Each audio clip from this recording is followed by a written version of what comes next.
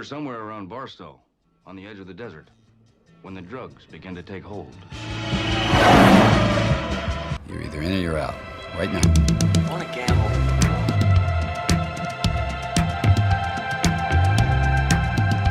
I never want to hear those words out of your mouth again. Gambling is not your problem. Has anybody ever told you before your bad luck? Most gamblers, when they go to gamble, they go to win. Those were my mother's dying words. When we go to gamble, we go to lose. Show me the money. Get out of here, man. Show you the money. Honestly, let's just go. Let's go to Vegas.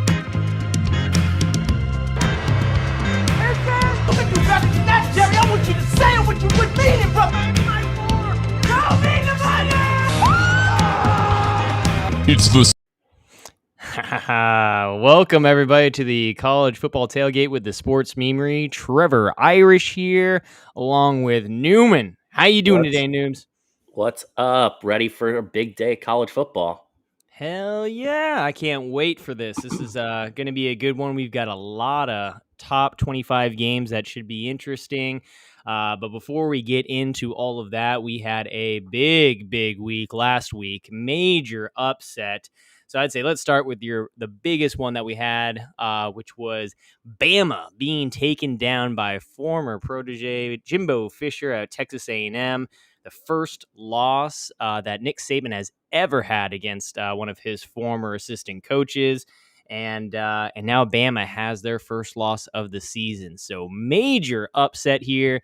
Really interesting to see how what you thought about this and kind of what those implications look like. But a lot of long-ended streaks were taken out this past week in this game. But Newman, give me your thoughts. Well, what do you think? Yeah, so happened? I mean, I definitely did not expect this, the way that Texas A&M had been playing and the way Alabama had been playing. But I have been saying at the beginning of this year that this is kind of going to be one of those chaos years, right? There's going to be some chaos. And I did say that I thought that Bama was gettable this year. And sure enough, they got. So Texas A&M, yeah, I mean, they kind of just out-physicaled them. They took their play to another level. They already have 2 losses, so I wasn't expecting this out of Texas A&M. Also, Jimbo Fisher typically doesn't play its style that would normally beat Alabama, but they let them hang around. And when you let an inferior opponent hang around, you get some of these kinds of occurrences here. So, I mean, this is the second time we've seen Bama get taken down to the wire. Obviously, Florida gave them a run for their money earlier in the year, and now Texas A&M. I mean, it is interesting to say the least. I'm disappointed that it was Jimbo Fisher because I am anti-Jimbo Fisher now, given the way he treated Florida State. But it is kind of cool to see that, he is infallible. He is not infallible, Mr. Saban up there. And in all honesty, this is probably just not that great for the rest of the SEC because that means that Bama's going to go on a torrential, like Mississippi State is in for it this weekend. For sure. No, they're going to come back out hard. Nick Saban was just railing into his Nick Saban also has another fun streak. It's coming off a loss, and he's pretty good in that respect. So yeah, that's not one I would bet against for him though. But a few other things I wanted to share. I mentioned Nick Saban was 24-0 against his former assistant coaches coming into this game. Some other streaks that were snapped is Alabama had a 100-game win streak against unranked teams going into this. So again, Texas A&M was not ranked coming into that. They are ranked this week. Obviously makes sense. But that was a big one. Another one is this is an NCAA streak. The number 1 team had won against unranked opponents 106 times in a row. So that was also snapped. So another 100. That's got to be what, like 9 years, right? It's a while. Like this, it doesn't happen typically. Who was the last team? Do you have that? Yeah, I do. So that was USC when they were number 1 in 2008, lost to Stanford? Oregon State. Oh, no, Oregon State. Okay. Yeah. So another one of those weird Pac-12 kind of matchups. That's what's funny. Was that the Jaquiz Rogers game? That might have been Jaquiz. Wow, that's throwing back an old name. Yeah, I would say there weren't many number 1 ranked teams in the Pac-12 since then. So, I mean, your only other bet would probably be USC and maybe Oregon that maybe had the number 1 spot. Maybe when Marcus Mariota was coming through during that time. Yeah. but that's probably like the only two top one teams out there. Yeah, But I don't think Oregon got to number 1 when they had Dennis Dixon in that like Heisman campaign year that he was having before he got hurt. I think the highest they got was number 2, which I want to say was 07, which was the last huge chaos year that we've ever had. Probably one of the weirdest years of all time. But last Saturday was one of the peak Saturdays of all time. There's people that talking about it as like in terms of the sport all time in the history of television. It's one of the greatest Saturdays just because of all the other stuff that happened. So the only other technical upset that we had last week was Boise State knocking off BYU. Boise State, is usually a pretty good team. BYU had looked like they were, in a run, going to make a run towards being, one of the best non-Power 5 teams. They're not G5 because they're not in a conference yet, although they will soon be joining the Big 12. But yeah, Boise State goes ahead and knocks them off. But some of the big game results were really fun and really interesting. I know that we had a bunch of back and forth on this. Oklahoma, Texas to start the day. Texas gets up huge early. Like they hit a screen pass that they take 75 yards to the house with this wide receiver that is probably going to be a first-round draft pick eventually, who's only a freshman now. Then they block a punt, and just they're pouring it on Oklahoma. They're up 28-7 at one point. And you and Brandon are both very much so. Oh yeah, look at Texas. They're just like annihilating them. And I was like, well, we had Texas. We were both heavy on Texas there, and that's just because Oklahoma just hasn't been playing like Oklahoma. Plus, in this game, Spencer Rattler got benched. So then that's the key. That's what keyed Oklahoma's comeback. Putting in Caleb Williams there brings them back. And they wind up winning the game. It was an insane game to watch. It was a lot of fun. Caleb Williams, it was either like his second or third play. It was like 4th and 1 or something like that, and then he took it like 60 yards. Whatever it was. Oh, it was awesome to see that, and I mean he's a big dude. But he was even pulling away from those DBs that were trying to chase him. So I mean that guy, he looks impressive. I believe. Do you know or not if he's going to get the start moving forward with today? I know they were keeping it close to their chest. Yeah. So Lincoln Riley is intentionally not announcing that. But there is apparently a report that came from this. So this is just one of those weird college football stories. Some reporter went up to some dorm room that like overlooks the stadium or some hotel room or something and was like videoing practice. So Oklahoma subsequently pulled everyone's media cards for the rest of the week. Like no one's allowed to watch practice. Whoa. Even though the person who did this is not even one of those people that has a media card, because why would they be up there watching it if that was the case? Yeah. No, it's interesting. No, I mean, I'd say go with Caleb Williams to start, but it will be kind of interesting to see how he handles it, because Spencer Rattler may wind up transferring or may wind up sitting out and going pro or whatever, and they kind of need the depth to have Spencer Rattler there in case something should happen to Caleb Williams, even if he does wind up becoming the starter. Well, you can also do like a kind of a split share here with the quarterbacks, and they kind of did that. I mean, Spencer Rattler, although being benched, came in for a 2-point conversion, later in the game, to help them get back. So that's typically probably because Spencer Rattler is the one that's practiced 2-point conversions in their goal line offense. So Caleb Williams might have not just known the play that they were trying to run. And so they're like, well, put Spencer in for it. And there they did. I was going to say, it was a great game. Yeah. If you missed it, like that's, you missed out on probably the best game of the week. That was just so much fun to watch. Come back, tons of points. It was fireworks the entire time. That's kind of what you think about college football with these two Red teams. River Shootout. Yep, the Red River Shootout. Yeah, it was fun. That's what it was. But but next game, this was a top 4 teams, number 3 and number 4, I believe, that were playing each other. And I had Penn State. I thought Penn State was going to come in there. They had a better offense, but Iowa just stonewalled them and outlasted them in the end. So I mean, there was some early turnovers by both teams. I told you Spencer Petras would turn the ball over, and he did. Penn State got out to a lead, and then Sean Clifford got hurt, right? So Iowa comes back with the backup quarterback in. The Penn State offense makes a bunch of mistakes in terms of like false starts and all this kind of stuff. And they just can't move the ball essentially with the backup quarterback. And so Iowa comes back and winds up winning the game. Their fans storm the field as the higher ranked team beating a lower ranked team, storm the field with a backup quarterback. Yeah, kind of a weak move out of Iowa to storm the field in that respect, in my opinion. There are certain teams that shouldn't storm the field in general. Iowa's not necessarily one of those that can't storm the field, but you should not storm the field against a lower ranked opponent. But it was still the one thing I will say is that it's not a national championship. It's not a conference championship. You shouldn't storm the field against a lower ranked opponent. Period. It was a somewhat of a rivalry game. These two teams, play each other all the time, and it's smash mouth football. But I believe it was their first top win against a top 4 opponent in like the last century, or at least like the last decade. You're ranked higher. Hey, it's college football. It's excitement. You were favored in the game. You were favored in the game. You're ranked. You're the higher ranked team. Like, no. Anyway, I'd say Georgia rolls Auburn, and then Ole Miss barely escapes Arkansas on a 2-point conversion because Arkansas went for the win. So this one, even though Arkansas was technically the higher ranked opponent, Ole Miss was favored in the game by 5 points. That's why it's not an upset. Mm-hmm. But like in the post game interview, Lane Kiffin's like, "Yeah, we didn't really stop them. They just went for 2 and didn't get it."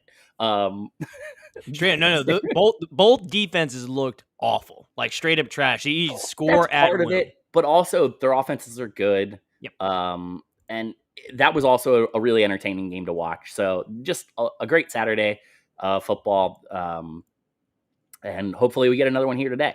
Yeah, so one thing about the 2-point conversion, I will have to say, like, I wish more coaches would do that.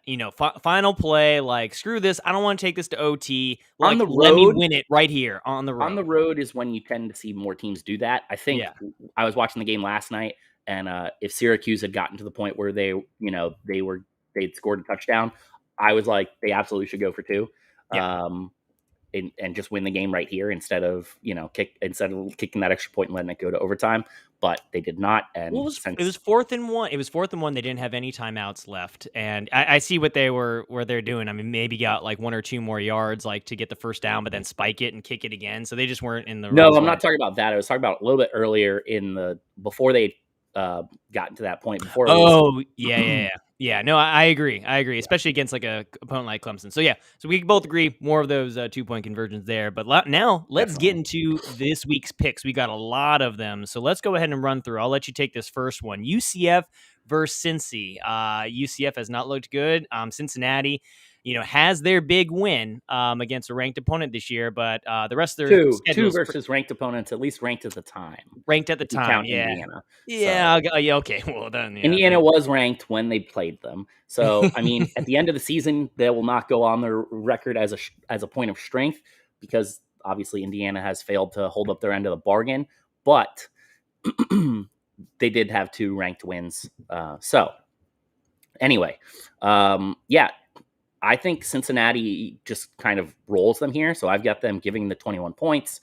UCF is without Dylan Gabriel. They have not looked good. Cincinnati probably needs to win with style points in order to continue to help their chance in terms of the college football playoff. So I expect them to do that. And I don't really know that UCF is going to be able to move the ball with a backup quarterback against their defense. Yeah, no way. Since he still has a good defense, UCF has not looked good at all. Since he knows that they need a lot of points and some big wins to continue to pad that resume as a non-Power 5 team that could potentially make the playoffs, I have Cincy winning big here as well. And I believe our buddy Brandon, who is unable to make it today, also has Cincy. So I think we're all 3 on the Cincy train. So next game, Michigan State versus Indiana. I'm glad Brandon's not here to talk about this because this is probably not a good one. I've got Michigan State big here. I think they win by double digits. It's funny because I continue to say that about Indiana after I've seen them play early in the season, and I'm still very confident about that. So give me Michigan State all day. I like what they're doing. They have a really good running back, and they're just firing on all cylinders. So sorry, Indiana. Michigan State Spartans are going to roll you. Yeah, so I'm taking Michigan State, giving the 4.5 here. I don't necessarily know that they're going to blow them out huge. The under might be the better play here. Do you know what the over-under is for this game? The over-under for this game is, where is it at? 48.5. Yeah, so I'd probably lean the under there. I do think that Indiana's defense is pretty decent still. But Michigan State defense I know is good, and I don't think that Indiana's going to be able to score to keep up. So I could definitely see this game, being like a 21-14 or something like that, 21-10. But I don't see it getting to 48, covering that 48.5. So I would also be interested in the under there. But yeah, give me Michigan State covering the 4.5. Yeah, no, I like Kenneth Walker, Michigan State's running back. Actually, Yeah, I mean, some he's hail right him now as the best the running best back in running the back. country. Well, Yeah. or at least leading the country in rushing. Yeah, so He might 6 not be the games. best. Yeah, Bijan 6 Robinson may games, have that title. 913 yards, 9 touchdowns. The dude's been tearing it up. So, like, when you're running the ball, I could see that running out the clock, long drives. It could just, be kind of one of those kind of slugfest type of games. It means to just running the ball. So time will be taken off. Yeah, give me Michigan State. I'd also take the under on this one as well, but Michigan State all day moving forward here. Wake Forest, former Wake Forest transfer, Kenneth Walker, by the way. Is he? Oh, coming from the ACC. Nice, man. All right. So speaking of Texas. Yeah, Oklahoma State at Texas. It's right now we have it at Texas -5. Texas obviously coming off of that heartbreak loss from Oklahoma. And we've got some fireworks from these teams. Maybe both teams have really good defenses. I think we have right here, Texas has the 5th best offense in the FBS. So again, probably another shootout here. I'm on Texas just because I think they rebound and they do well, and I just don't think Oklahoma State can stop them.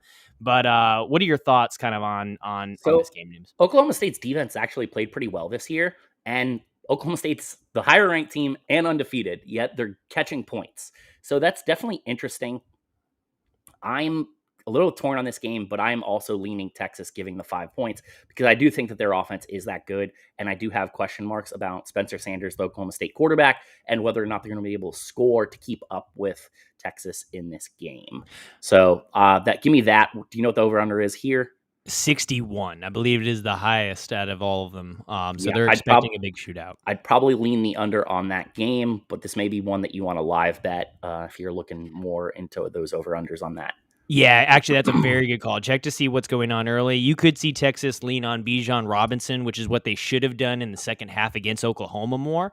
That's also one of the best running backs in the country. The guy is just a beast, yards after contact. There's no one better in college football with what he can do after being hit. So yeah, give me Texas here. Over under. I would say I'm going on the over just because I don't like either of these teams' defenses, but you're right.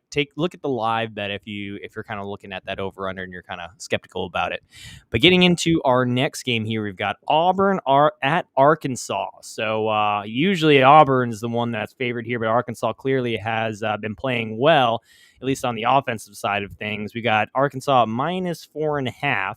And this is in Arkansas. So who you got? You think Bo Nix can take this through, or you think Arkansas continues to have that offensive, explosions and come through? No, I tend to bet against Bo Nix. I don't think he's very good. So he did have that incredible play against LSU, but we're finding out that LSU is not that good. And that's a narrow victory over a team that's on the descent. So give me Arkansas. I think they're a better team here.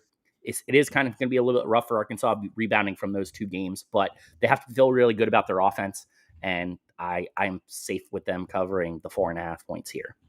Nice. I agree. And yeah, I just like Arkansas's offense. I do not like Auburn's offense at all.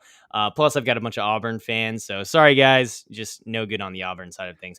Next one, Brandon's taking Bo Nix on the points on the road, by the way, which is another reason why we're taking Arkansas. It is always better to bet against Brandon. Yeah, fade Brandon when you can.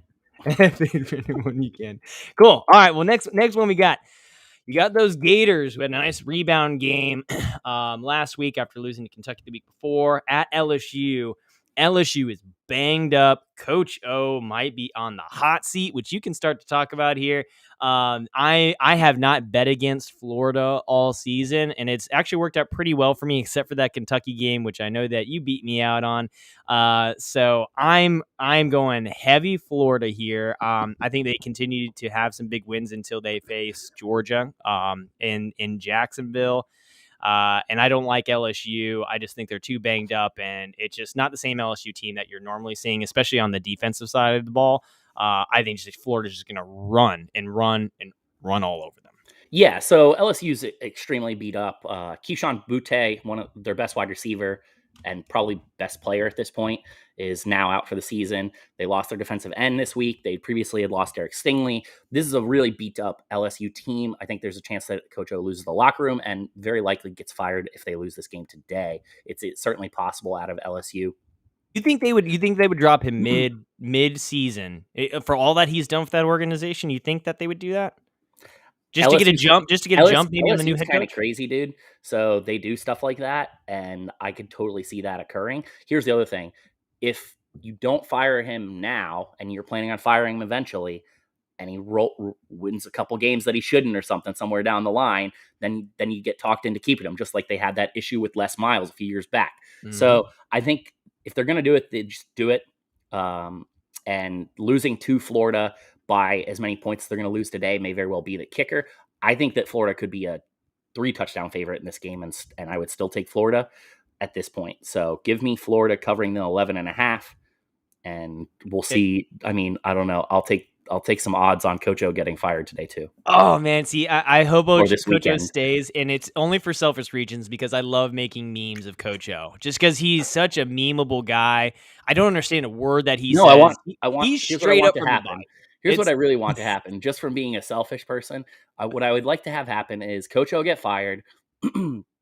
Florida State move Odell Haggins into an ambassador role and then hire Orgeron to be our defensive line coach so he can bring in a bunch of recruits for us. Yeah, he would never take a step down like that, especially. No, yes, he absolutely will. He will be the defensive line coach somewhere in America next year. I promise you. The one nice thing about Florida State, and for anyone who's listening, obviously we are graduates of Florida State, big Florida State fans, so we know way more than your typical person should about Florida State.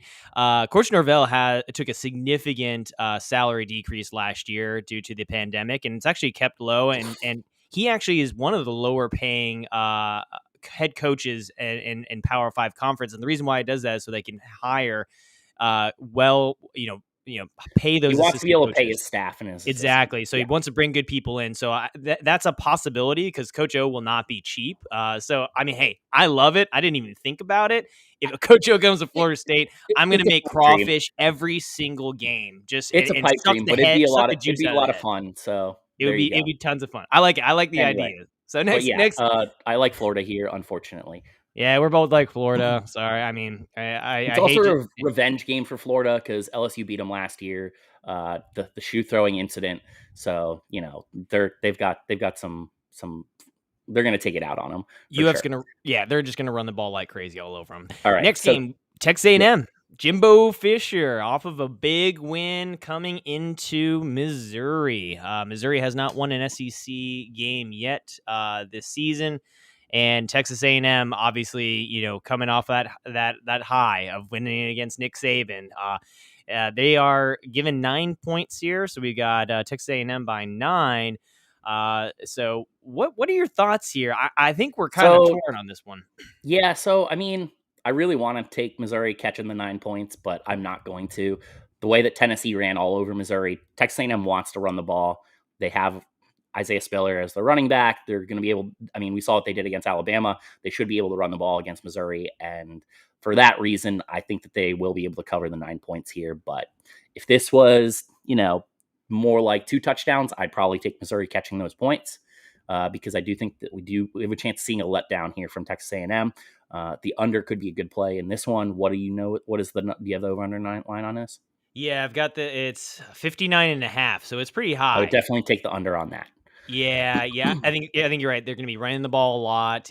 I don't like Missouri's defense, so I mean Texas A&M could score a lot, but I also like Texas A&M's defense. It's been playing a lot better. Obviously, last game it played much better than what it has before, but I can't count on. Brandon's also on Texas A&M here. I know. That's what also I was like, I should just go with Missouri. Made me feel a little bit better. But no, Texas A&M, I don't think they have that hangover type game. I think they know that they need to continue to win. I mean, they're 1-2 in the SEC, so their only win against was Alabama in the SEC, so they need to stack up those wins. They're not going to make that conference championship because I think Alabama continues to roll. But Texas A&M needs these wins to continue to get those high-level recruits, and I think they're just going to go in and destroy Missouri primarily with that run game. So we're all on Texas A&M there. there. We'll give you a bone, Jimbo, and we'll see how that one goes. Next one, another SEC matchup, and this is actually where College Game Day is at today. Who would have thought Kentucky at Georgia would be a College Game Day destination this week? But even though it's okay, maybe you, Newman, maybe you, me, definitely not. I didn't think Kentucky would be the way they're doing. However, the Vegas is not liking Kentucky here at all. And for fair reason. Georgia has an explosive offense. They played extremely well. They're just rolling teams right now. Kind of hard to bet against them, but we're giving Georgia 22.5 points here over Kentucky. This one is an interesting one. I like what Kentucky's been doing. I've bet against them when I bet for Florida. Give me Kentucky here because, I think Georgia is going to do plenty. I mean, they're going to do fine. I don't know if they're going to win by 22. I think they win by about 18 here. Just because Kentucky can score the ball. So give me Kentucky, let them roll. But Newman, I want to hear what your thoughts here. I see that. Yeah. So, I mean, I want Kentucky to win this game with my heart, but I am not going to bet on them here. I'm going to take Georgia, given 22.5. And the reason why is Kentucky plays a similar style of games to Georgia. They want to run the ball. So both these teams are going to be pushing the run.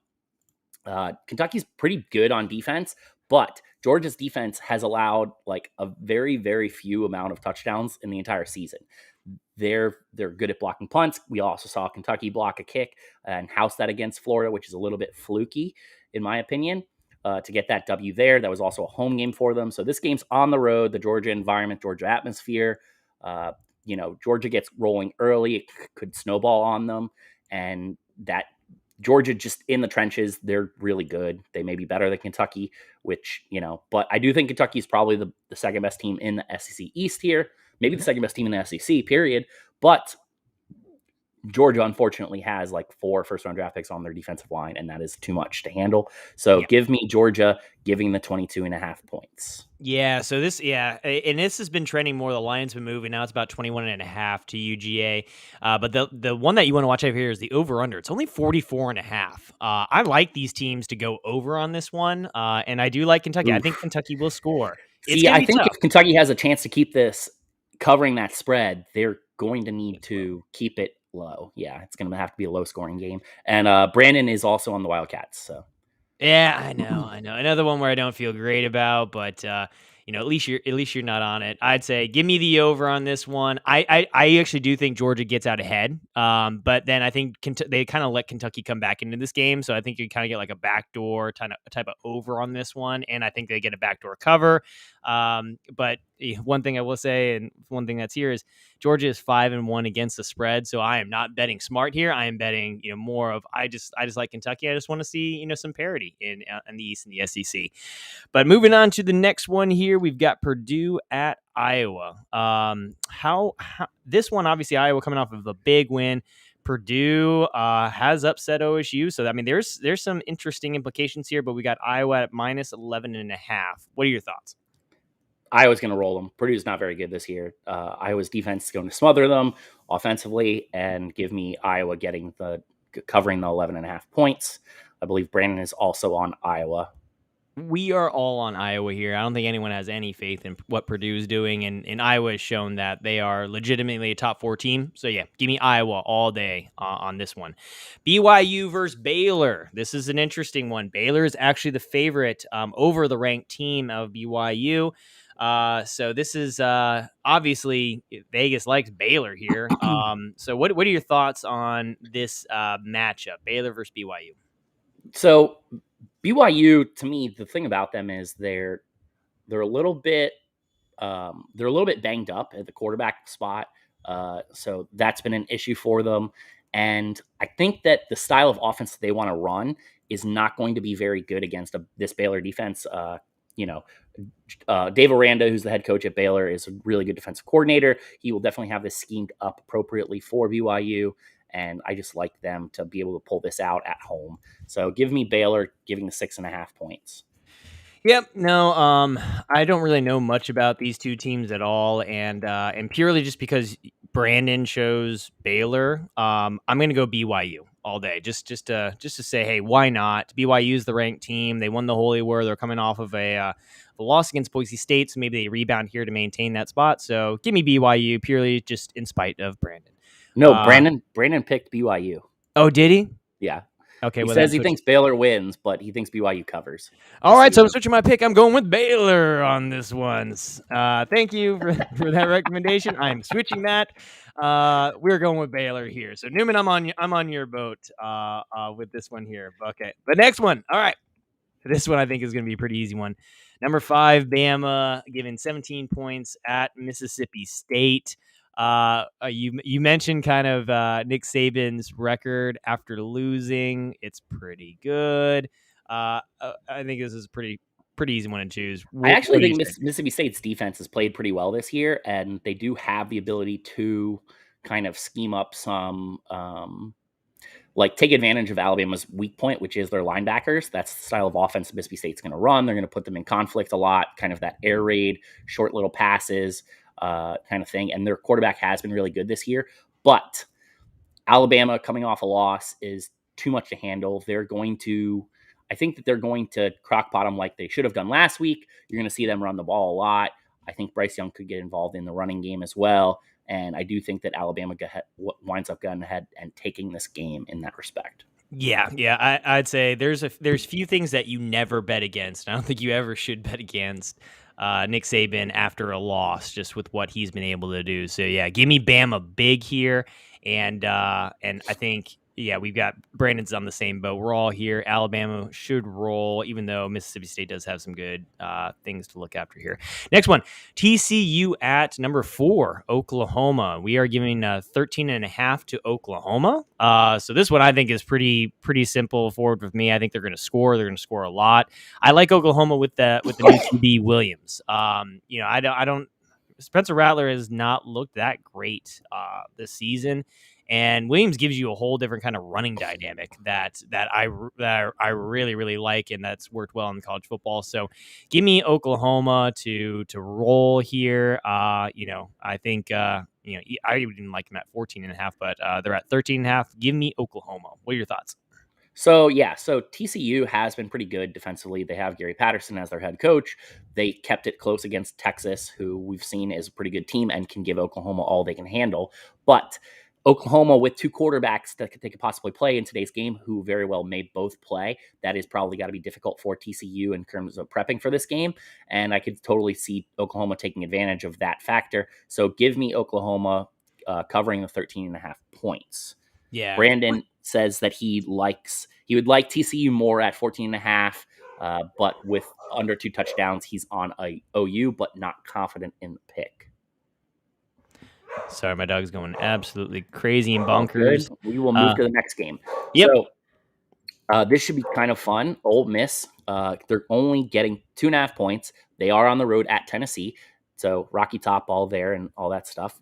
Tennessee has looked pretty good this year. They've really kind of found their groove offensively with Hendon Hooker. As I said, they should have started him at the beginning of the season instead of the former Michigan quarterback. But yeah, that's not my call, and my call would have been correct. So anyway, Tennessee has looked much better since they've put him at quarterback, and I think that, this could be a close game as the line has it projected. But Ole Miss, I trust Lane Kiffin a little bit more. I think that their offensive dynamic with, Matt Corral there and his Heisman chances, this is the better team, on my opinion. So I do like them to win the game, and 2.5 points is such a small line that it's not worth giving it the end there. So give me Ole Miss covering the 2.5 points. Yeah, I didn't like the 2.5 here, and I think that line has moved a little bit since it opened up. I'm just trying. I also got it at 3. I would still give Mississippi giving 3 points. Yeah, I like it at 3. I'm going Tennessee again, mainly because Brandon chose Ole Miss. I just like what Tennessee's been doing, and that's a hard environment to play in. And Ole Miss clearly had a really close game against Arkansas, so they might have a little bit of a big game type of hangover there. Going to be a high-scoring game regardless. I still think it's going to be tough for Tennessee to shut down Matt Corral, but I just like what Tennessee's doing, and I think this is a big turning point. If they can get a win against Ole Miss here, this really puts them in the right direction. And I I think Tennessee might be able to do it. So give me Tennessee while you and Brandon got Ole Miss. Brandon's on Matt Corral winning the Heisman and being the future quarterback of Pittsburgh. But if they win the Heisman, I got some news to break for you, Brandon. There's no chance he gets to the Steelers where they're picking. So yeah, no way. Unless they trade out, there's no way Matt Corral's going to. He might be the best quarterback coming out of this. He's probably going to wind up going 1 overall. Yeah. So sorry, Brando, but yeah, you can't have him. So next game for the potential. This is going to keep both teams in the contest for the ACC Atlantic Division. NC State giving 3.5 points at Boston College. So Boston College defense is not been very good this year, and they've kind of faced a bunch of backup quarterbacks, but they are playing at home.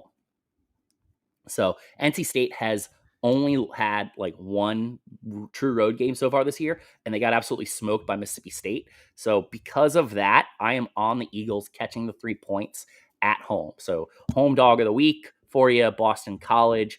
I am going to take the Eagles with the 3 or 3.5 points, whatever that may be.